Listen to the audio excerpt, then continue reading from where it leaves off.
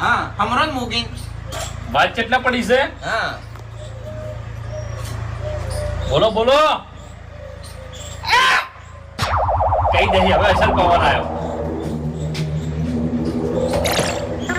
કોઈ દાડો પવનમાં આવું નહીં થયું હોય. સુવાજી જય મૂકી માં એ ફૂમતાઈ ફૂમતાઈ એ ભોજી તો બેફાન થઈ ગઈ.